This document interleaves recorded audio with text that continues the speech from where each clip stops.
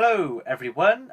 Welcome back to Shouting into the Void, a weekly series where myself and Liam talk about Doctor Who. Doctor Who from 2005. Only the new stuff. Only the good stuff. I said it. Only the good stuff. Uh, Now that is a shit take.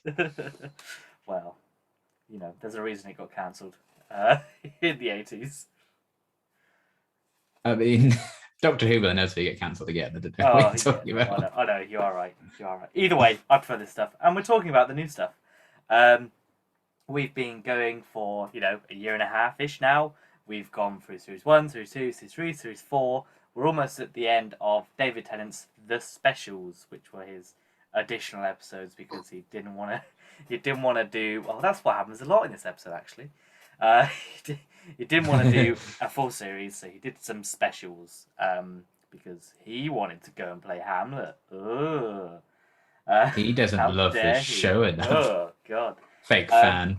God, what a fake How fan. dare you want to do different things Um, after playing a role for 5 years? Unbelievable. But yes, we've Who do watched. you think you are? So we've, selfish. we've watched the Christmas one, the next Doctor. We've watched the Easter one, Planet of the Dead, and now we've just watched the Halloween one, The Waters of Mars. Um, I think it's probably safe Hey. to say this is the best special, at least so far. Yes, Um, I it's the best really special. enjoyed it, and I think it was excellent. I enjoyed it more than I thought I was going to. I hadn't seen it in a long time, Interesting. and Hmm. there was a lot more. It was a lot more dark and horror than I remembered it being, especially sort of at the start, which I quite Hmm. enjoyed. And yeah, overall, I enjoyed it. I did struggle for some negatives this week, and I have quite a few positives, which is always a good sign.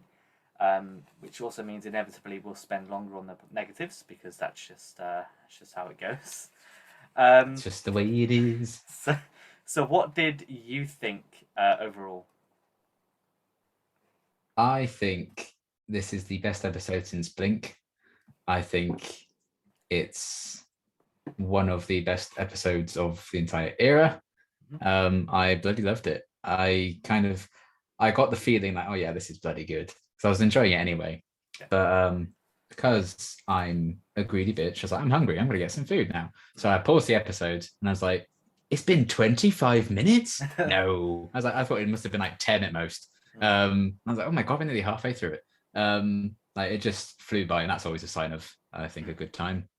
Um, well, in certain circumstances. Anyway, but yeah, I adored it. I think it's top tier Doctor Who. I think it's this whole like era at its kind of top form, its finest moment. It does help that it was preceded by a pretty episode. Yeah, So I think it's like, okay, yes, this is more like it now. yeah, Um, but yeah, it's a great kind of penultimate story for the 10th Doctor.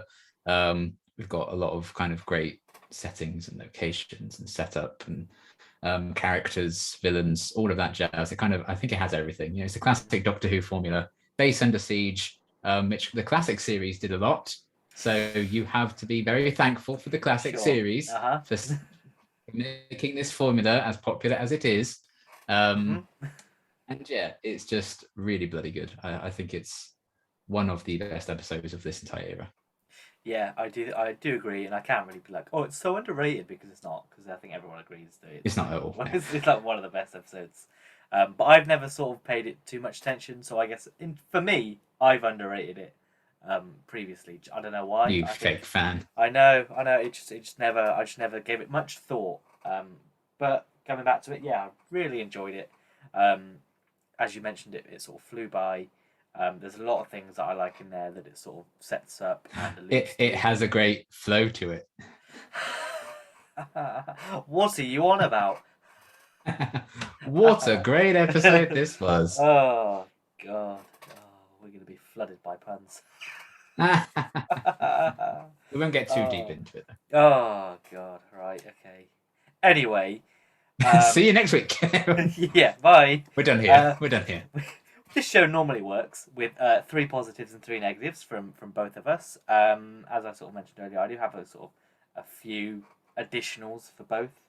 Um, the negatives are definitely more nitpicky than they would be normally, because it's very much a case of I needed to pick some. Yeah. But it's fine. So your first positive, what have you got? Have I got my first positive is the flood. Nice. Water boys. All I said was water monster design because I had no idea what to call it. Yeah, their official name's the flood. Oh, interesting. Well, So, there you go. there you go. The more you know. Yeah. You really don't. No, you really underrate this episode, don't Yeah, you? well, You know what the monsters are called. They Who never are call, you? They never call it the flood. If anything, Yes, it they should do. be the ice. The doctor's button. There comes the flood, and people are like, "Well, that's what they called them." Nah, So that is how it the is. water monsters. Water monster. They are. Yeah, I love them. The design of them is so cool. You know, just very simplistic with like the cracked skin, black mouth, and all that horrible stuff going on with that. You know, the super dilated pupils with those contact lenses. You know, just so simple but really effective, and just how they're used. You know, the kind of everything they put into like making them physically imposing as it is, with like all the tubing and stuff they must have had to shove down those poor actors and all their sleeves and shit. You know, I imagine it wasn't particularly comfortable few weeks filming that episode for those guys. So, you know, huge props to them for kind of getting through that, and the whole makeup department, everyone who kind of made those practical effects come to life really well. So just from that standpoint, they're already great. But, you know, just the threat that they pose right from the off, they're really sinister. The introduction's fantastic. I think they're shot brilliantly as well, which also helps.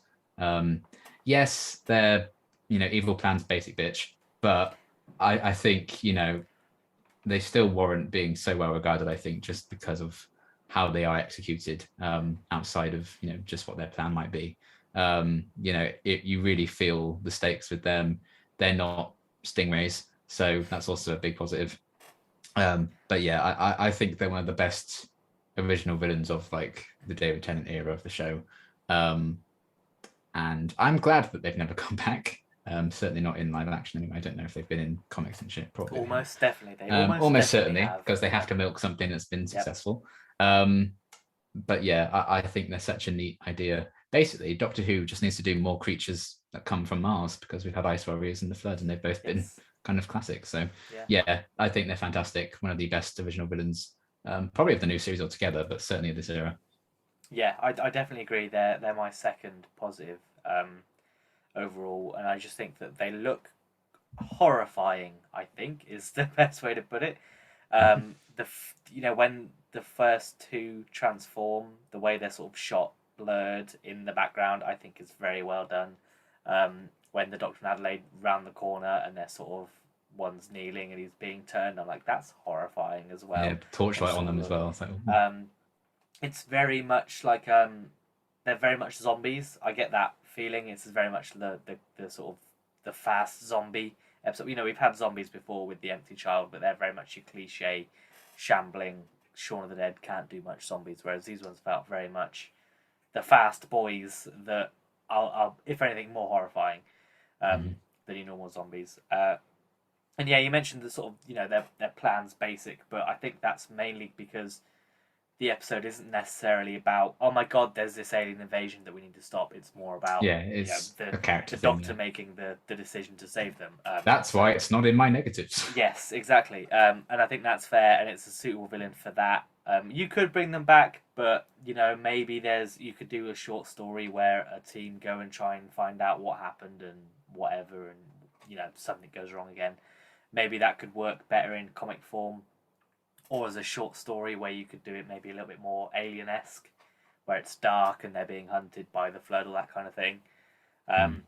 But who knows? I'm happy if they never return, because for all we know, there's a whole storyline in Time Fracture. That's the and they just pour buckets of water over you. They just chuck water over you. £30, please. No. You can't sign up for this. It's winter. I'm gonna freeze. Well, yeah, it could be. I mean, yeah, you know, with water, they could have easily just phoned it in and just said, "Oh, they're possessed," and done some. You know, they didn't have to go as hard as they did with the makeup around the mouth and with the eyes. They could have just been like, "Yeah, oh, he's possessed. Oh, don't get water, or you'll die." You know, they didn't necessarily have to have people. They could have just been killed off.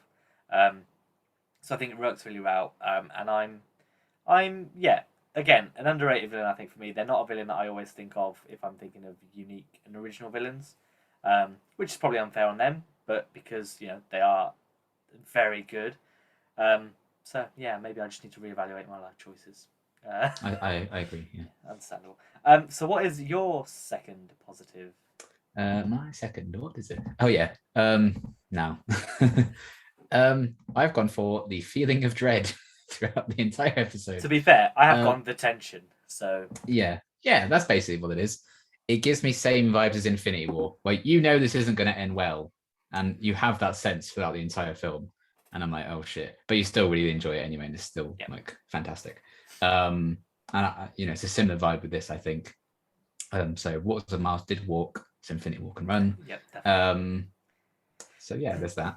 But yeah, right from the off, as soon as the doctor kind of works out, oh dear, something's not good here.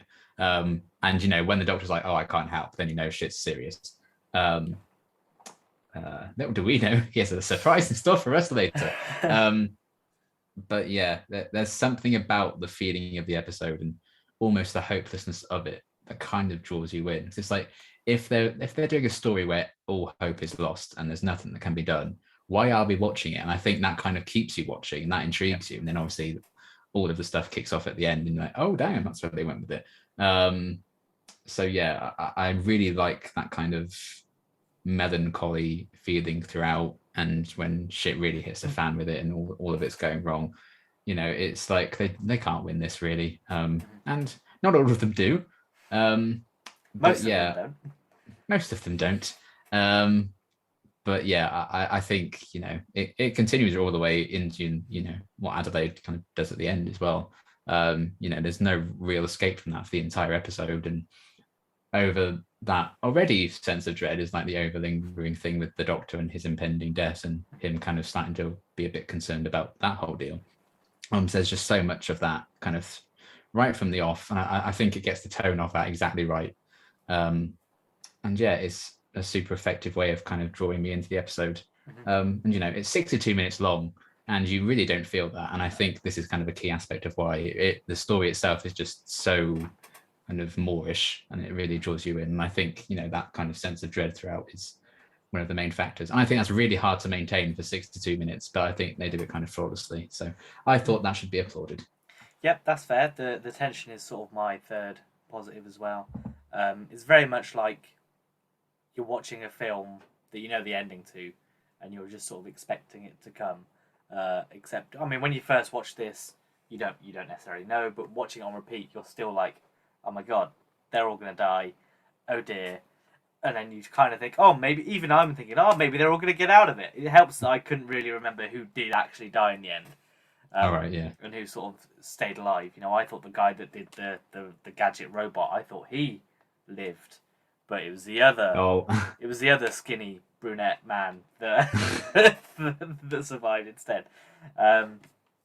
So yeah, I think that helps. I think the scene that sums it up the most is when the doctor sort of stood at the door, watching them all like pack and sort of rush around. I think that really sort of epitomizes the tension of the episode and sort of the panicked nature of everything. And you know that while it's not going to be a happy ending, even if the doctor does decide to step in, something's either way. At least 2 people have already died, so it's not going to go very well. So yeah, I think it's a big credit to that. And even at the end, there's still this sense of, I'll come on to that with my other positive in a minute. There's still the sense of something's gone wrong, it's not right. There's still that dread, that sort of tension of, oh my god, what else is going to go wrong? How deep is this going to go? We don't necessarily see that in this episode.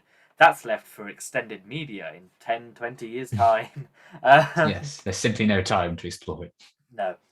But yeah, I do really appreciate how sort of tense it makes you feel. Even on a rewatch, you can still get that involved, which is a credit to the episode. And it probably helps that the episode itself tells you that everyone's going to die, so therefore you were expecting it. Does it? Doesn't. I feel like it doesn't. It doesn't like. Even when you first watch it, you're kind of not. You go in with that information, so the episode doesn't have to do the job of tricking you into thinking, oh, nah, they're going to get out of it, because it tells you straight away they're not going to. Which I think really helps. So what is your last positive? My last is the direction. This was Graham Harper, good old Graham, in his, as of 2022, his last story he's directed for Doctor Who. For Um, now. for now. But yeah, I think I don't know if it was like the only exception I think is I don't know if it's a directing choice or an editing choice, but seeing the Doctor turn around after Alice shoots herself like 25 times, he just does that. And like no, it's like in Face of Raven when Clara does that like 20 times, and I'm like, and then it only shows the shot once as well. Like at least show the shot again. It's like do. I'm like okay. So that was kind of weird, but that might not be Graham Harper's decision. But yeah, just the out of focus shots of the people being transformed into the flood, all of that is really, really creepy. When the Doctor kind of goes all tunnel victorious and he has the fire below him and he's all lit up really well, they use that in so many promotional materials for this episode and stuff, that shot, and for good reason, because it's bloody good. And even more little things like when Roman dies and the one kind of drop that gets him kind of looks like he's been crying, and that's so good. It's such a cool touch. So there's so many little moments like that. I think it's a really well realized little world, this whole base. And yeah, it's a great looking story. Like right from the off, like the shots of Mars was like this holds up. And I didn't know if it was going to, but I think it's just nice that it wasn't just stand, which was very boring in the last one. But yeah, I think they realized Mars really, really well and all that. So production as a whole, I think in this one's fantastic. But I think added story elements like Roman looking like he's crying and it's actually just like the water that kills him. That's the director's touch that I think really emphasizes the tension a lot. So yeah, good old Graham Harper came through yet again. Definitely. And I mean, the CGI I think holds up in this one better than the flying bus last week. And it's still in HD and it looks amazing in HD. Yeah, I was really surprised when I saw it.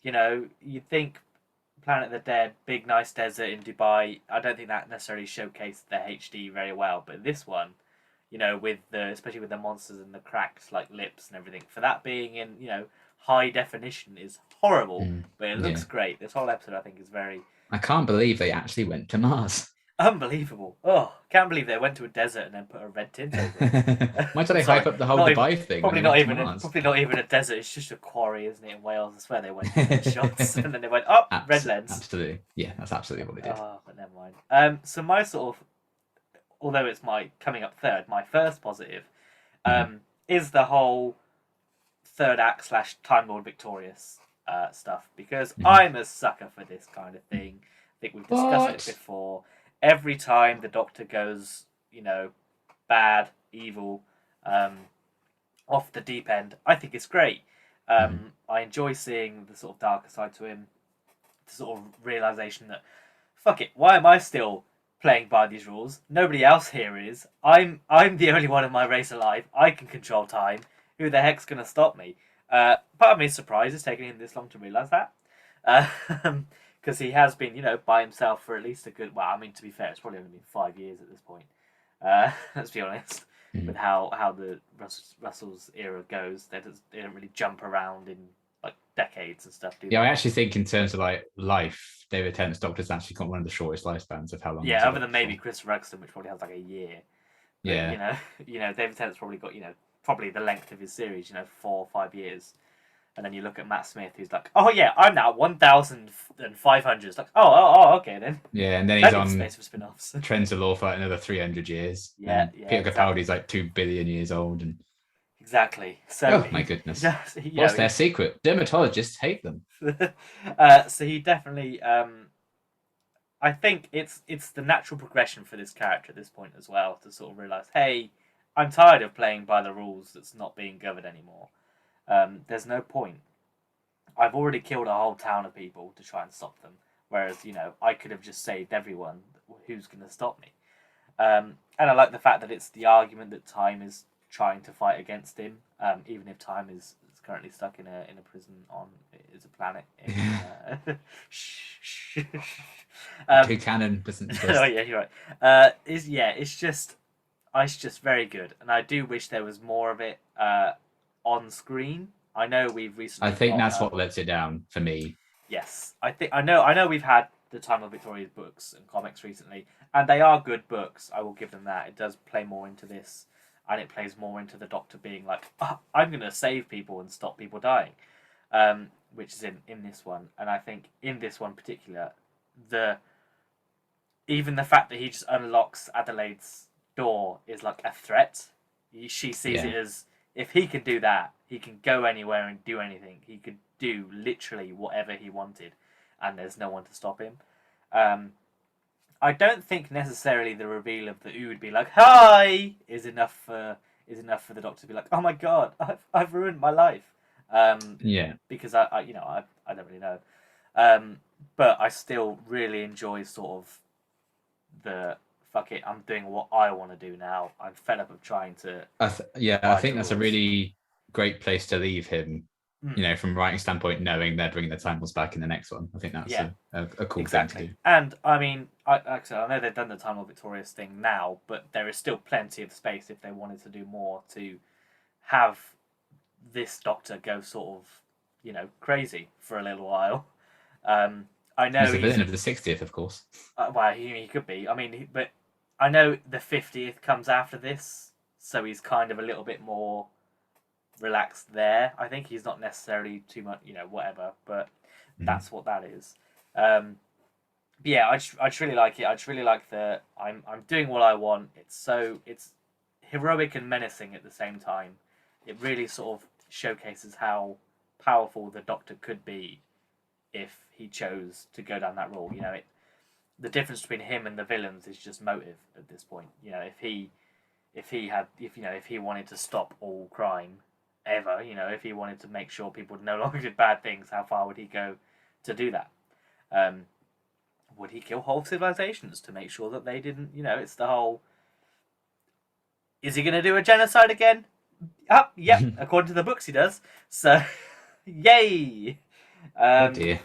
So yeah, I really like it, and the whole third act is just excellent. From when he has the conversation with Adelaide on like the screen, and he's leaving, and he can hear them all in his helmet conveniently. From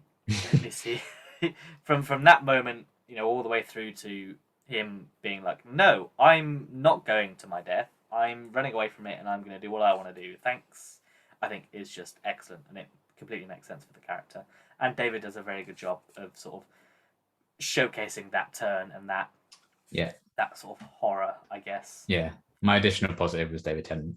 Yeah, I think he's a little bit. He's not necessarily. I mean, he's not necessarily the story in it much at the start. It's more about the base. But I did notice like when they're like investigating like the first few people turning, it's like he hasn't said a word. And I found that quite interesting. But then I guess they're just saving him for that. Yeah, and it's the whole point that he doesn't want to get involved. Blah blah blah blah blah. Which is fine. I think all this whole story works around the point of the Doctor's moral decision to get involved.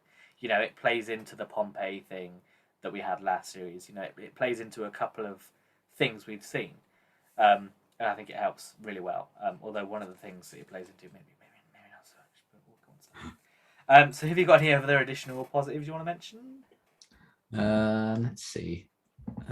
Well, David Tennant was great, and I really like the supporting kind of cast as well in general. Maybe not the best characters of all time, but I think they all did good with what they were given. So that was fun. A few hints at like relationships between them going on and some kind of history, some kind of romance for the few. But yeah, I think like the whole kind of station, like Barry Base One, I think the whole location and everything, the production behind this episode, I think was really well realised. Yeah, I think that's fair enough. I think my sort of additional one is Adelaide in general. Yes, Adelaide as well, yeah. She definitely goes from being this hard-nosed, you'll do what I say, to all being like, nice. And that's the Doctor effect of sort of being around her. When she's finally like, yeah, we could do with some bikes. I think that marks like the moment of change in the character. And then, to have the resilience to kill yourself in your own home, basically out of spite at this point. Yeah, a level of petty I aspire to. Yeah. What? You saved me? Well, I'm going to die. What are you going to do about that? Fine, then. But part of me was like, why did she get the TARDIS? Just stay there. Yeah. But never mind. Fine. Right. Dramatic effect. So we will go on to the negatives. I'll give my one first. Mm-hmm. Gadget. Gadget's my first one too. I hate that fucking robot. He's just so pointless. I mean, I get like they just need him to get to the TARDIS in time at the end, but I think when they're running away from the flood, like he's like making him faster so he can get on. I think that tension's completely undercut by the shots of him going, "Ah!" I'm like, this is bloody stupid. Yeah. Like, for me, that's easily the worst part of the episode. I'm like, this is dumb. They're like, oh, they can run faster than us. No, they can't. You outran them to the door. They can't run faster than you. What are you on about? You fools! You're just tired, you lazy so. And I'm just reading the writer's tale at the minute, and I'm at the bit where they're discussing these episodes. And in that, the original script, I think, had the Doctor like calling the TARDIS to him by doing something, but Russell's like, no, you can't have the TARDIS come to you. You know, our Senate ruins like loads of other plots or whatever. But is this better? Is this a better alternative? Especially when the Doctor's already like halfway to his TARDIS. You know, at that point, just do a Pompeii where he arrives in the TARDIS and comes out. Yeah. And I'm just run the rest of the way. Why are you going back and doing all this complicated shit? Exactly. I mean, like, run to the TARDIS. And he is a time machine, so he could go back a minute before, and cut, you decided the laws of time no longer apply to you, so you literally could just go back in time. Do whatever you wanted. You could save the people who died. Yeah, literally.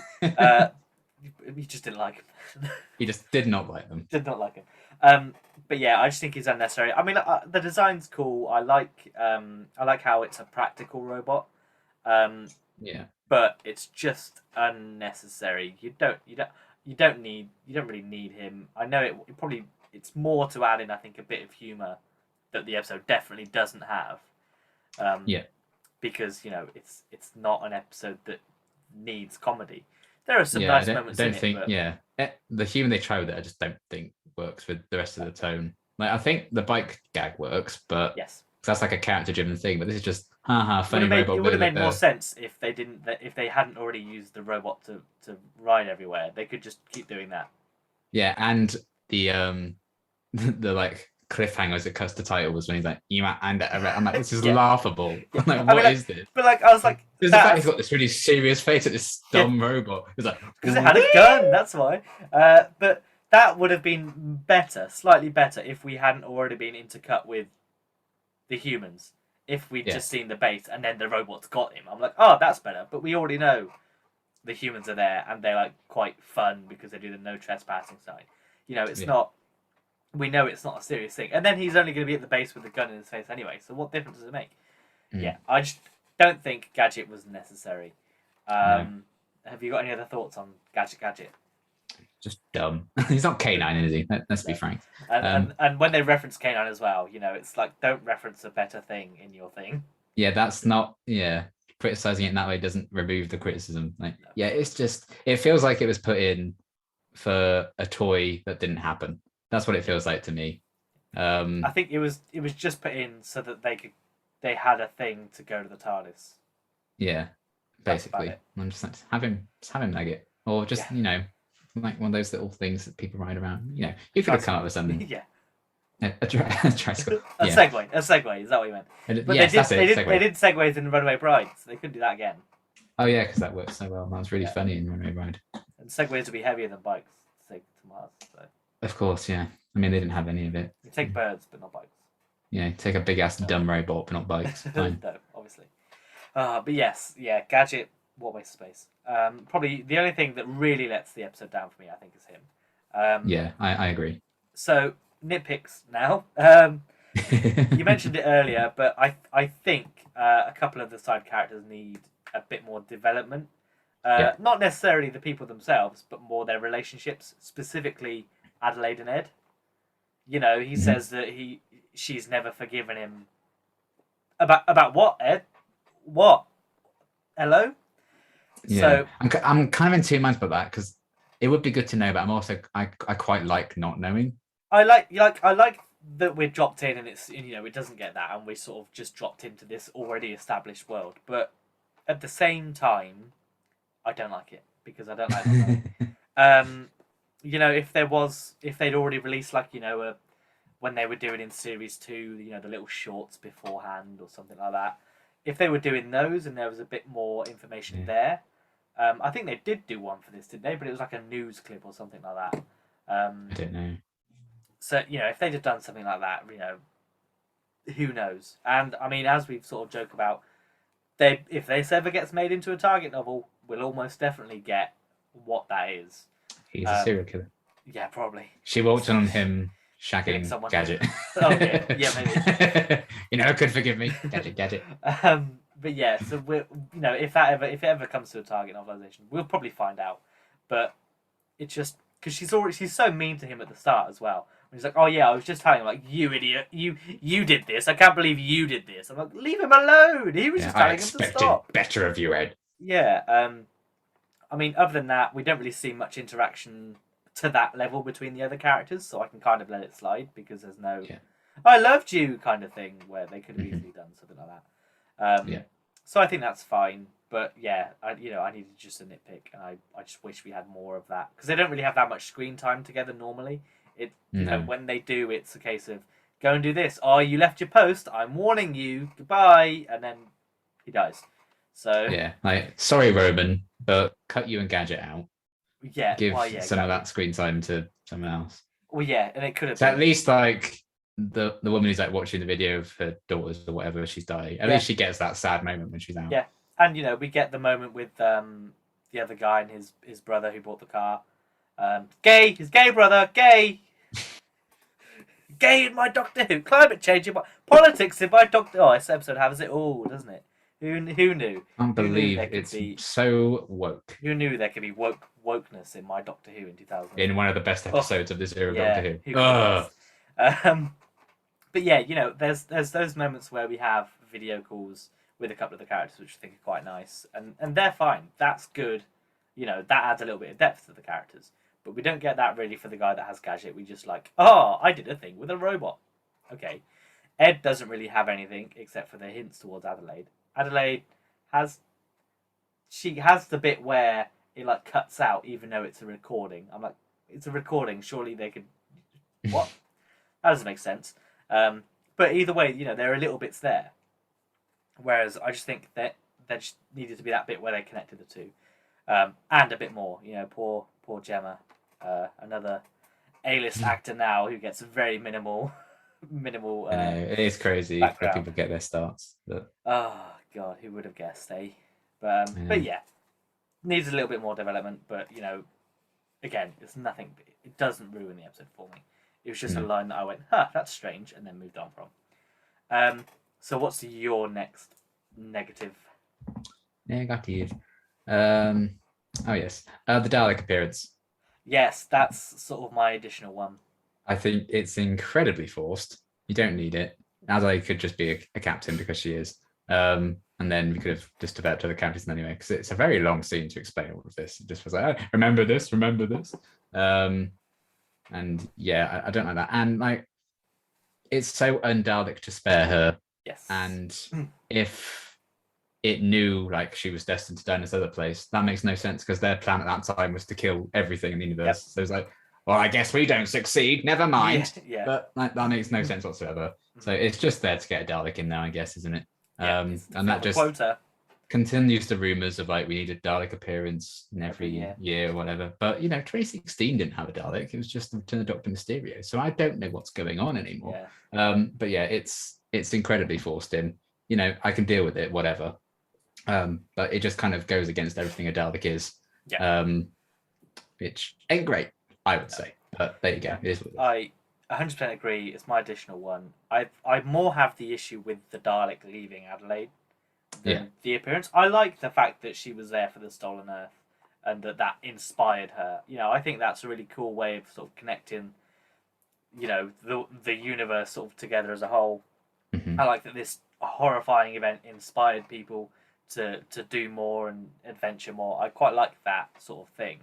And she could have just had the Daleks. She peered over her window and she saw the Daleks on the street or something like that. It didn't have to see her and then, be like, oh, okay, bye. Because that's not. Yeah, because what they happened. treat it as like a big, oh, that's why moment a bit Yeah. later on. I'm like, but that doesn't make sense. I mean, maybe you could argue maybe that's the Doctor being like, oh, maybe that's why it left you because it knew, just to try and make her feel better at the time. If that was Dalek Khan going out for a bit of it, like just wanted to stretch his tentacles or whatever, that would make sense because he knows what's coming. But yeah. Yeah, I would have preferred it if she saw the Daleks like killing people on the street or something like that. She saw the Daleks kill her parents. Yeah, something. I'd rather she just saw them from afar rather than them seeing her and be like, "Okay, bye." Because as you mentioned, their whole plan at that time is to literally wipe out every single universe. Every single creature, yeah. So it doesn't make sense, but I do like that scene, and I like that it's a flashback, but it's different.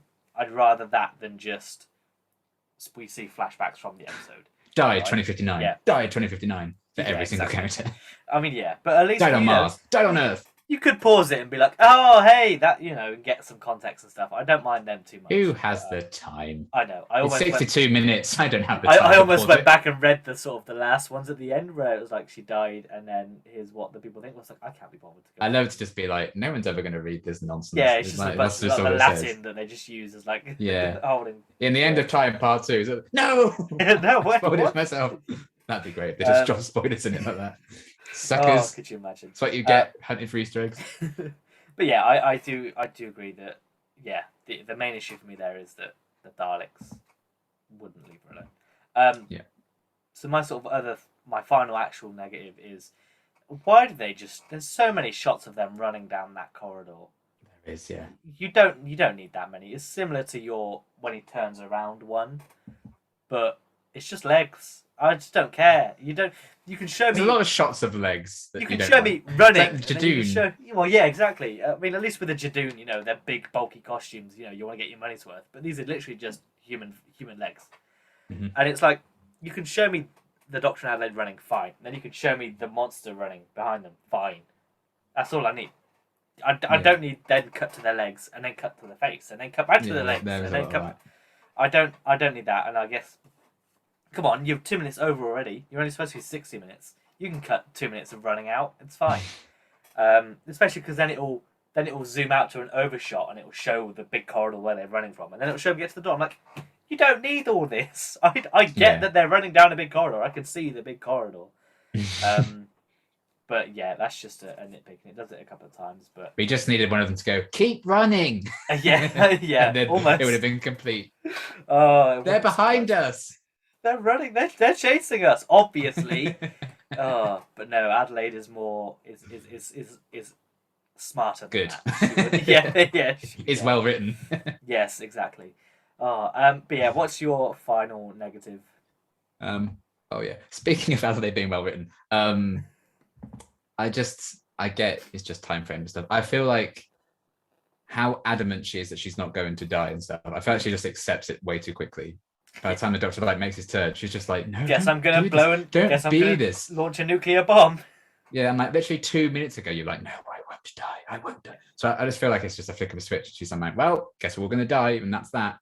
I just wish there was a bit more of a transition into that, maybe, or more of a reason for her to. Yeah, I think it for me. I think the moment she realizes she is gonna die is when she sort of releases the Doctor. And that's when she realizes the situation, realizes what's going to happen, all that. Yeah, she puts it all together. I'd have kind of liked her still, I don't know, still being like somewhat rolling with it, and then they land back on Earth. She kind of that scene still plays out, and she kind of realizes what he's become, and she's like, okay, that would have made sense. But hey, they needed the nuclear bomb to go off because they showed it in the footage. They needed an explosion to happen. Yep. Yeah, I do agree. Yeah, she is probably a bit too quick to change, especially because that's not just your life, love. There's at least 2 of your crew members still aboard, and you're just happy to kill them. Even though poor Jen was like, "What the fuck is going on?" She had no idea the entire hour, a single thing that was happening. It's like that. No one told her anything. That TikTok. Oh, there's not a single thought in your head, is there? She just has like the monkey with the symbols in her head at all times. I mean, it's 2059. Imagine what TikTok's like then. The absolute chaos. She's absolutely a TikToker. That's what she was doing. But yeah, I mean, I agree. She was a bit too quick to be like, oh, okay, guess we're all gonna die. I was like, oh, okay. Um, Beep. but yeah. So do you have any other negatives? Um, maybe a bit with the Doctor's characterization at the end. There's a difference between being cocky and being rude, and I feel like they were then a bit too into the rude too quickly compared to his cockiness about it. I think. Yeah, I think didn't. he. Yeah, I get him being like, yes, the laws of time are mine. But I don't get his switch to you're all little nothing people that I've saved. I didn't really buy into that. I think that was again a bit too quick. But they didn't have time to really explore this. Oh, yeah. And he's just his normal self again in the next one. So I guess they just wanted to kind of burst through. Yeah, he's gone and had some parties, and now he's ready to die in the next Yeah. one. Yeah, I married Stacey from Gavin Stacey, and then yes, like, yeah. right, I made you die now. Actually, I've married Stacey. No, did she? No, she didn't. Sorry, yeah, Stacey was Stacey. The Zygon was the horse. Yes, that's it. That's what it was. We'll come on to that. I'm gonna be king. I mean, part of me was like, should we watch that now? But it doesn't make. Yeah, it doesn't quite make sense to watch it now. We should only watch the David Tennant bits now, and we'll watch it from this point of view. Oh, imagine the chaos that must cause. I wonder how confusing it is just to like watch it from when David Tennant enters and cut out the bits where it's like just watch only the bits that he's around for, so you kind of get it. But that would mean cutting out all like the Clara and Osgood and Kate Stewart stuff, and then who knows what a mess that would be. But yes, I don't really have any other negatives. To be fair, I think overall, I really, really liked it. So as I mentioned, I struggled for negatives. Maybe the other one is just that why is the Doctor like, oh, don't touch him don't touch her when they first find out. I'm like, what? Why? Why? Yeah, I know the protocol, he says, then touching her immediately anyway. With gloves though, with gloves this time, that's the difference. Yeah. It's fine, he touches the jacket, it's fine. But yeah, no, never mind. I did quite like that he's got the Sanctuary base spacesuit on. I really like that callback as well. Yeah. That was quite nice. And yeah, I really loved it. Yay. Bits.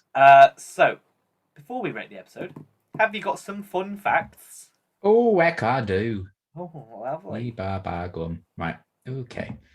So this story was initially envisioned as a Christmas special with the title Red Christmas, inventive. Several Christmas references do remain, including the crew preparing Christmas dinner and the snow when the TARDIS returns the survivors to Earth near the end. So they cut a few Christmassy bits out. The episode is dedicated to Barry Letts at the end, a former producer and writer during the classic series. He died a few weeks prior to the episode's broadcast, so that's very wholesome. Co-writer Phil Ford's original draft of the script was called A Midwinter's Tale, a sword and sorcery tale about an alien princess coming to Earth to be married, ending in a chase sequence in tunnels beneath Buckingham Palace. Thank God they did not do that. Yeah, Russell, in the writer's tale, he was like, nope, I hate this. I shouldn't have let him write it. I shouldn't have let him keep going for this long. I'm sorry, Phil. Can we do something else? I can't believe I'm sorry that I've done this to you, Phil. Yeah. It's so last minute. I know. I'm sorry. Russ Davies considered Helen Mirren for the character that eventually became Adelaide. In earlier drafts, the character was Russian, but this was changed when Mirren was thought of as a potential guest star, believing the character would have been too similar to the one Mirren played in 2010, the year we made contact, a film I imagine no one watched. Because I've never heard of it. Nope.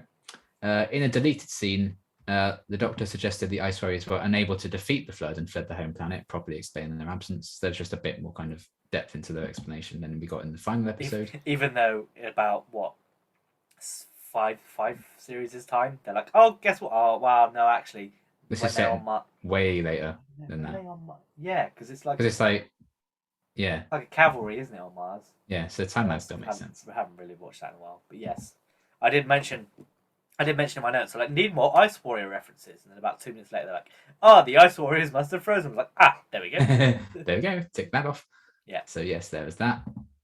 Base 1 has a layout similar to the moon base from Jerry Anderson's TV series UFO. So I don't know if they just kind of use that as inspiration or not.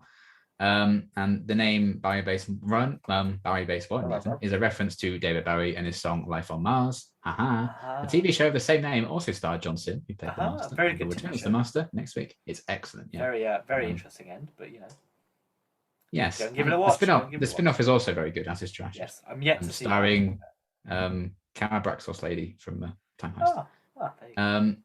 Another Barry reference was Ed saying that the Doctor would be the last human that they'd see in 5 years, referencing Barry's song, 5 years. It's also funny because he's not human. Yeah. Hilarious. Absolutely hilarious. Joke. Chronologically, this is the last appearance in live action of the 10th Doctor's blue suit. The animated story Dreamland would be the last of his broadcast stories to feature it. Oh, I forgot about Dreamland. Popular adventure Dreamland. Yeah. Adventure Dreamland. Adventure? I barely know her. It's definitely unpopular. True. The story was intended to be broadcast on the 21st of November 2009, exactly 50 years before the story's set, but this had to be moved forward a week. As such, it was the only episode of the modern run that wasn't a Christmas special broadcast on a Sunday until it became the regular broadcast day. Boo! Fell to Earth. Boo! Boo! Boo! Boo! Boo! Bring it back to Saturdays, damn it! Doctor Who airing on a Sunday? How dare they? Unacceptable, to be honest. Yes. The original draft had Adelaide surviving the episode, with the Doctor realizing upon seeing the Ood, after he declared himself the final victorious, that he'd gone too far.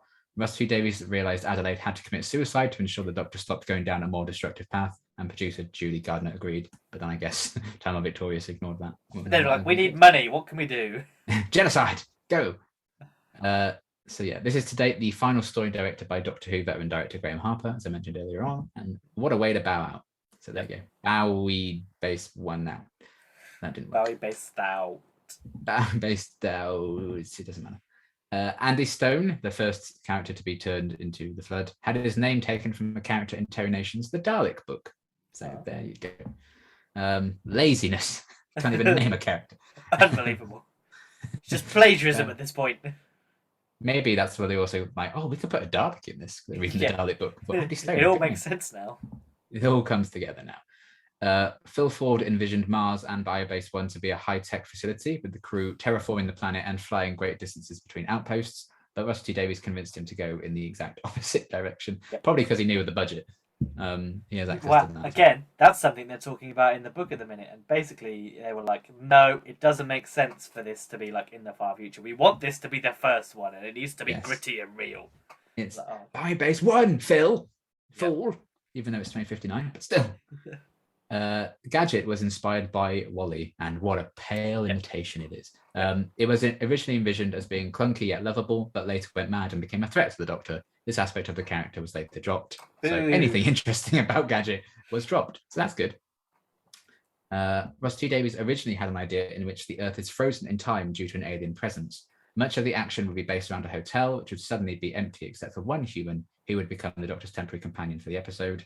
Originally, Davies had envisioned this as a father who would be driven to assist the Doctor by his desire to be reunited with his missing family. However, he was eager that one of the surrogate companions in the specials be a strong, older woman, who might be played by an actress of the caliber of Judi Dench or Helen Mirren. And so this character instead became a grandmother, and Adelaide was born. And then finally, Yuri and Mia's relationship was much more prevalent in earlier drafts, but the final script reduced this relationship to a single moment of them holding hands. So there you go. God, Gemma Chan could have had more to do, but no. You'd think, wouldn't you? But yeah, as I alluded to then, they do go into this in the expanded version of The Writer's Tale. They do all the specials in that. So I would recommend giving it a read. It's very good. Interesting. Yeah. And on top of reading things, I would also recommend the Time Lord Victoria's books. I think they're also quite good. And they came out last year, 2 years ago now. So they are quite good. They're only quick reads, so like 250 pages, not that long. Most Doctor Who books are around 200 pages because they're for kids. How dare you? Or at the very most, young adults. But still, there's no reason why young adult books can't be good. You look at things like Lord of the Rings. Young adult books are all I read. Essentially all I read. I mean, The Hobbit was for children, so if The Hobbit's for children, Yeah, look how many adults watched that. Exactly, Harry Potter's for children, Percy Jackson's comic books. Children, look at comic books nowadays. Everyone watches the movies. I mean, they don't read the books, granted, but still. Yeah, I know. But yeah, 100%. There's loads of stuff around this that people can go and read, and obviously the Writer's Tale will also play into the End of Time coming up, which is great. But before we move on to the End of Time, you've got to give this episode a rating out of 10. What are you going to give it? Yes, I do. So I obviously I do have my issues with it, Gadget being the key one, but I can kind of overlook basically all of them. And I do think this is incredibly impressive as an episode. I loved it from start to finish. It flew by. I'm going to give it a 10.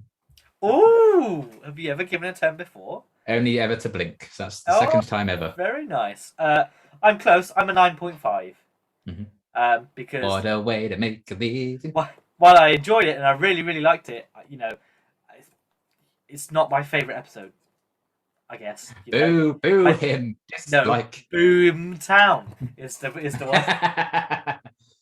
It's the only one. I think I don't know how many tens I've given while we've been watching this, but I would imagine Boomtown might. I'm pretty sure you gave Boomtown 9.5 as well. Well, I couldn't. Well, there we go then. Nothing's perfect. You could retroactively change that if you want to. Yeah, I will. I'll go back in the thing and just copy everything and go 10. And then 10. Yeah, it's still so obviously you're still saying 9.5, which is like yeah, but it's just 10. I just cut in going 10. You just put Siri going 10. Yeah. But no, I mean, that's probably just because there are always going to be issues with every Doctor Who episode. I think. I mean, even we had issues with this one. It's just I think I'm more strict with my ranking. I don't know what I'm going to give a 10 to, but who knows? Stick around. You're running out of Russell Epps to give 10 I know. to. I feel like End of Time might, if anything, it would. You would think that. I do love the End of Time, but who knows? I wasn't expecting much from this, but we pulled it out of the bag. But we'll find out because next week is the End of Time, or at the very least, the End of Time Part 1. We'll do them a week after week, as usual. We won't do both in one because that would be a very long video. It would, yeah. But End of Time Part 1, it's the beginning of the end for David Tennant and the 10th Doctor. What do you remember, and what do you think how do you think you're going to feel? I think I'm going to feel mixed. I think I prefer Part 2. Yeah. I hate everyone becoming the Master. I think it's dumb and stupid. Ooh, I think it's great. So that's going to probably be a big negative for me. And I remember thinking that when this first aired, I was like, that's a bit weird. But my mind might be changed. It might be a Doctor's daughter situation. And I'm like, you know what? This episode actually held together for me. I mean, it has Wilf in it, so it's not going to be terrible by any stretch of the imagination.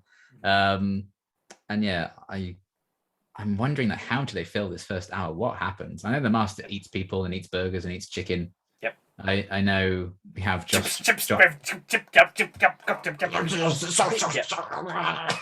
does. Dinner time. So we have that to look forward to, of course. Goes full Morbius on us. Yes, we have June Whitfield sexually assaulting the Doctor to look forward to. Yay! What else do we have? Donna's return. Donna's back. We have Joshua Naismith, the most boring character ever. And his boring daughter. The Vin Voki. Yeah, the cactuses. That's racist. Oh yeah, it is. I'm sorry. So yeah, I'm intrigued to see how it fills the first hour. Mm-hmm. Obviously, that ending with the reveal of the Time Lords is pretty fucking cool. James Bond himself, Mr. Timothy Dalton. Mm-hmm. So I'm looking forward to seeing those aspects kind of come into fruition. Yeah, it's not one I've revisited in a very long time. Yeah. So it will be cool to see because so many. I think every Doctor after David has only had like the one hour long special really to kind of have a final story. So it's cool to have like a 2-part final story like Chris and David got. So I'm looking forward to seeing how that kind of plays out and what they do with it really. I can't remember too much of like exact details. So, we're going to see Sylvia again, which is a shame. Yay. But yeah, we'll see. I'm open to being surprised, but I'm not expecting to be blown away just yet. Well, I mean, your thoughts are similar to what Russell went through when he was writing this, because he was like, I've got some good stuff about the Master, but then I don't know what to do for the rest of the story. Is that, well? You know what to do. Okay, then. Yeah, I do agree. There's a moment in this where I always think, that's the end of Part 1, but it's not. It then keeps going. After, like, the Master and the Doctor have, like, their battle in that, in that quarry or whatever, and it cuts to Timothy Dalton, like, being like, oh, we're coming. I'm like, there's the end. I was like, oh, no, there's like half the episode left to go. Sorry. I see. Yeah, I'm not sure how I'm going to feel about, I think, the Vin Voci, and Aunt. They're, again, in there, I think, for comic relief more than anything. which might be a shame. But they are something that, again, Russell wanted a nice, cute spaceship, like small episode for David's last episode, which ironically he never got in the end. Well, So think of, I know it's in part 2, but think of Wilf and the Doctor on the spaceship with the Vinvoce. That's like what he wanted his whole special to be, his whole final to be. But that's fine. We'll see how the Vinvoce play into it. I think they're kind of just there to be, hey, we've helped you escape, goodbye, and then that's sort of about it. And then they leave after that. They like drop Wilf off, and then they leave. Right. See ya.